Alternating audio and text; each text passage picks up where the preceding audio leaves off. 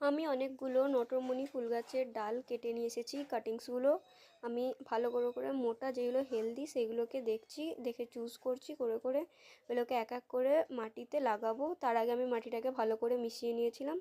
আর বাকি এক্সট্রা যে পার্টগুলো ছিল সেগুলো আমি কেটে নিয়েছিলাম। গোড়ার যে এক্সট্রা যে ডালগুলো আছে ওগুলো থাকলে প্রথমে নতুন গাছটা ধরতে অনেক কষ্ট হবে বা টাইম লাগবে অনেক, তাই এক্সট্রা পার্টগুলোকে আমি ভালো করে ভেঙে নিয়ে ওটাকে মাটিতে ভালো করে খুঁড়ে পুঁতে দিয়েছিলাম।